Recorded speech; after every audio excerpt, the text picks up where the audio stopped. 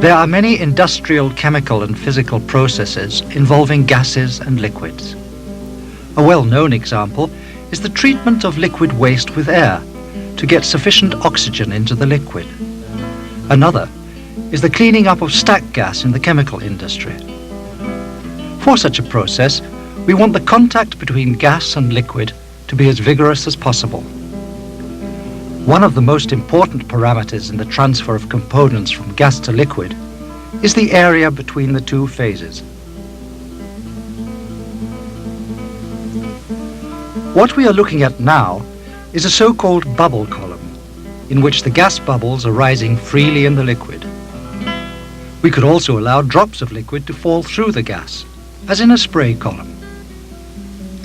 A good way of producing a large transfer area between gas and liquid is to let the liquid flow downwards in a thin film over relatively small particles deposited in a column.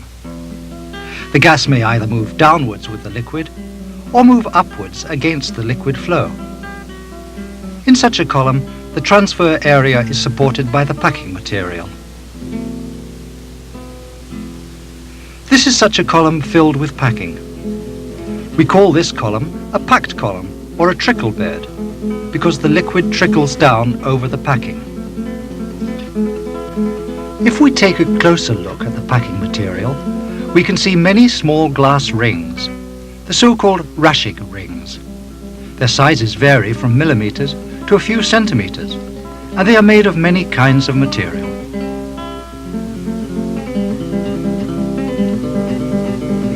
These are rings ranging from 2.5 millimeters up to 1 centimeter. The materials are glass, ceramics, and metal. The ring shape was chosen so that the transfer area is large, even though a low fraction of the volume is occupied by material. We often use packing with a less favorable area to volume ratio for research purposes. These spheres and cylinders are solid, but the practical disadvantage of these materials is the extra pressure it takes to push the gas through the column. In other words, the column has a high pressure drop.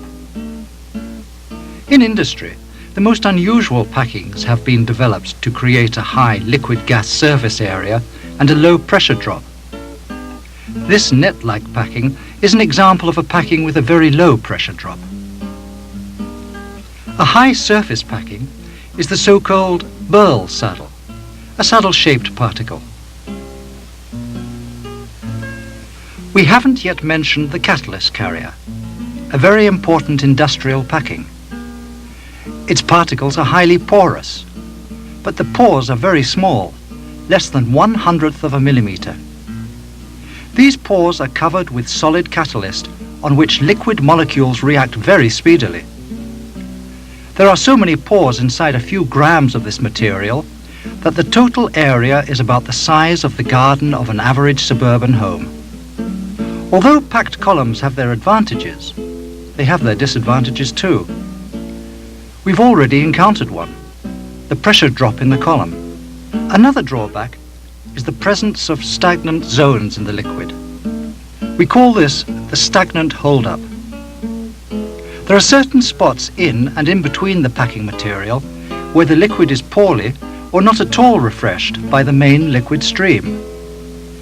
In this stagnant liquid, unwanted consecutive reactions may occur. This is what we found when investigating chlorination reactions in our laboratory. This is where our research began. We thought of creating an instability in the column which would frequently refresh the stagnant holdup, rather like moving a broom through the reactor from the top to the bottom. But when we took a closer look at the flow patterns of the Trickle-Bed reactor, we found a spontaneous creation of instabilities at high gas and liquid rates.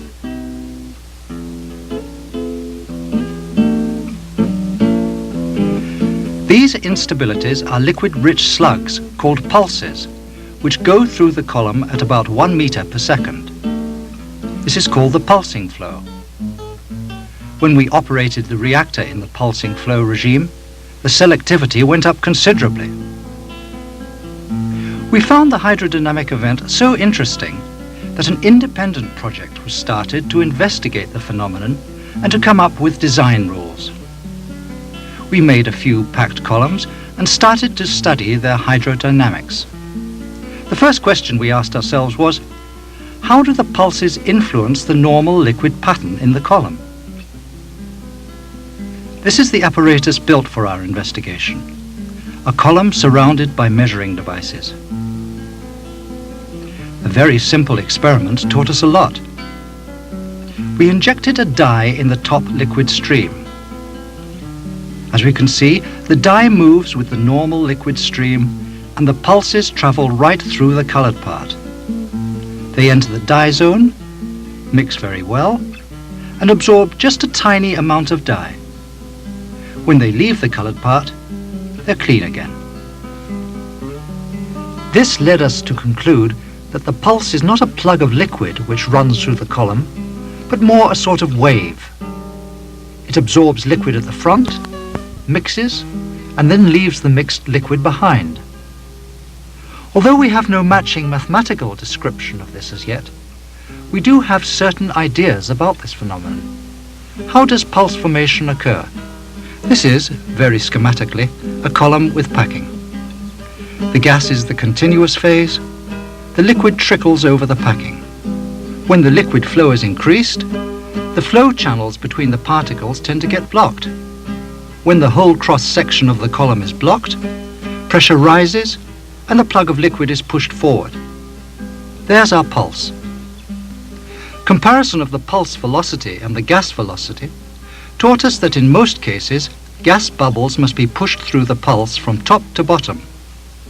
This is very important because it is this that provides the broom-like action, as well as a very high degree of mass transfer from gas to liquid, and vice versa.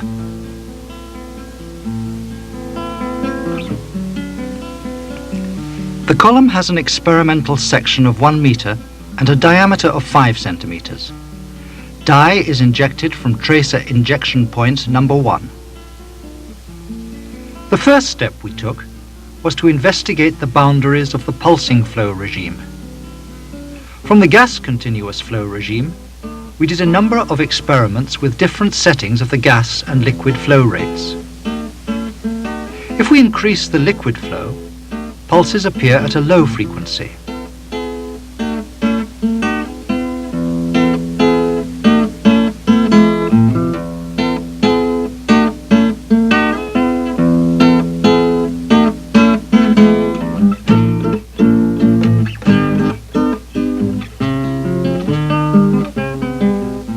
If we increase the gas flow, the pulse frequency is also increased.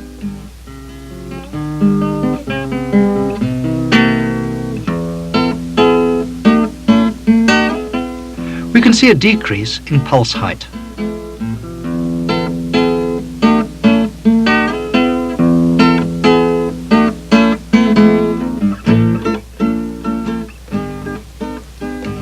If we increase both flows further, we reach the so-called dispersed bubble flow. The liquid is now the continuous phase, gas moving all the way through the column in the form of bubbles.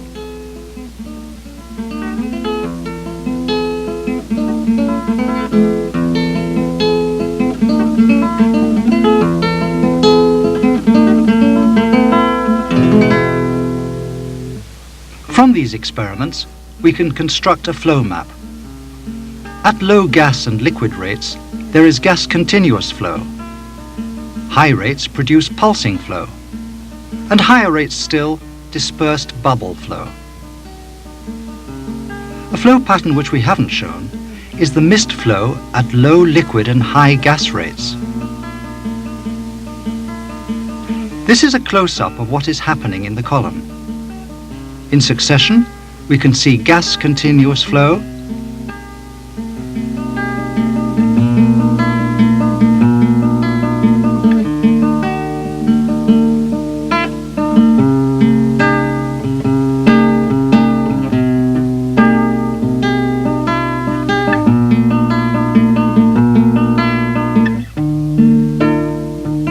pulsing flow at low gas velocity,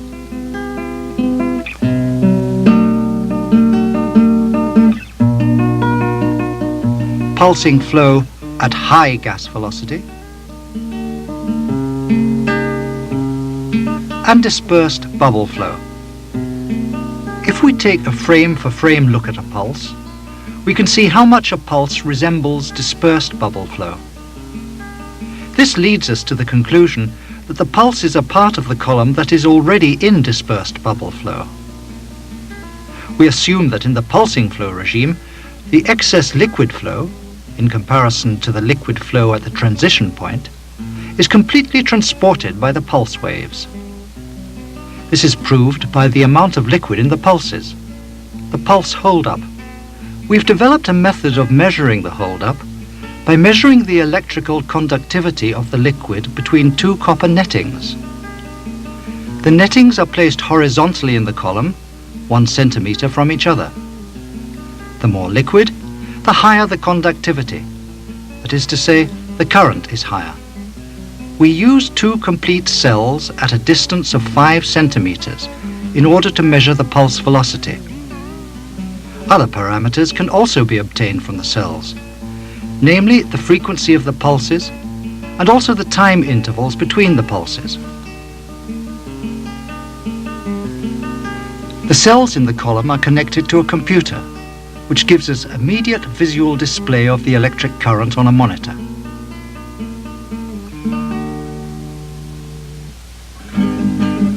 This is what happens in gas continuous flow.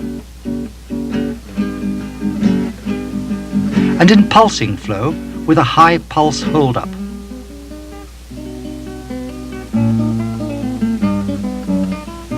If we increase the gas flow rate, we see a higher pulse frequency and a lower liquid hold-up.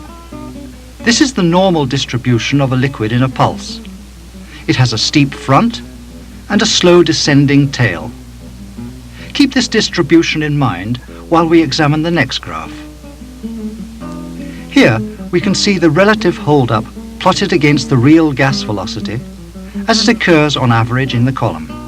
The highest curve indicates the average liquid hold-up of a pulse. The lowest is the hold-up between the pulses. The dotted line is the overall average hold-up in the column. We must remember that there are only a few pulses present in the column at any time, so the pulse hold-up doesn't contribute very much to the average hold-up.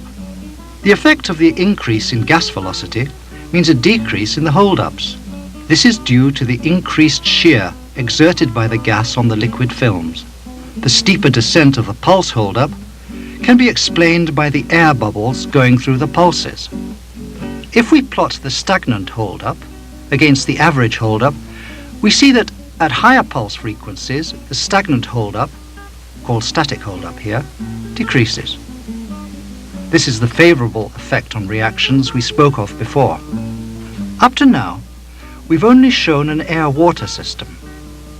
We've already begun experiments with liquids other than water to see the effect of viscosity, density, and surface tension on pulse formation and behavior.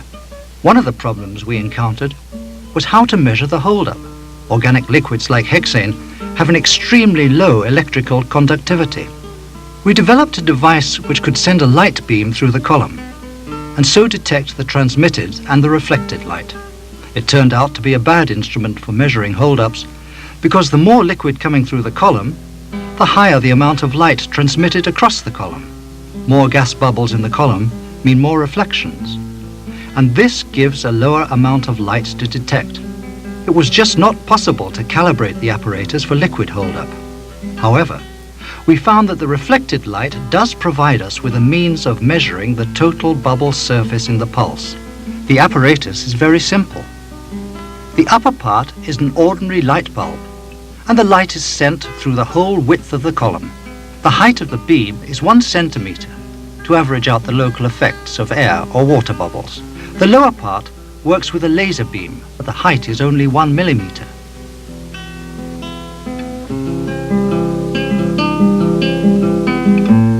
We can thus show the response of the light detector on the monitor. It's now responding to gas continuous flow, to pulsing flow at low pulse frequency, and to pulsing flow at high pulse frequency. The The big difference to the signal from the conductivity cell is the slope at the back of the pulse. There is a much sharper decrease in the light transmittance. From this, we conclude that there is a phase inversion from dispersed bubble flow to gas continuous flow at the back. For comparison, here is the conductivity signal again. With the conductivity cells and the light bulb laser setup, we can also measure other important parameters. Since we know the distance between the cells, we can track pulse velocity. At high gas rates, the velocity tends to become constant, and the velocity is mostly about 1 meter per second. Note that the mean gas velocity is much higher. The pulses are really overtaken by the gas. By counting the pulses, we can also calculate the pulse frequency.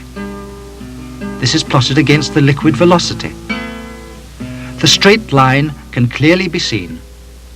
Every extra amount of liquid is transported by increasing the frequency of the pulses.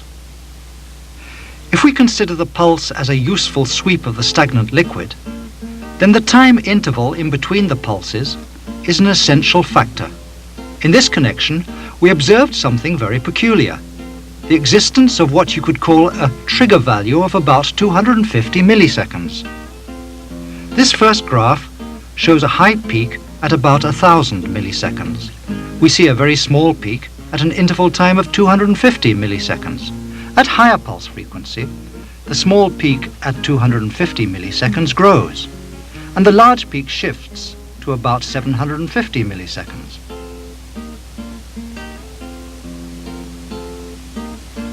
At a still higher pulse frequency, the intervals are around 500 milliseconds, and the peak at 250 milliseconds can now only be seen as a shoulder. As we said in the beginning of our presentation, the pressure drop over the bed is very important. Energy is needed to pressurize gas, and energy takes money.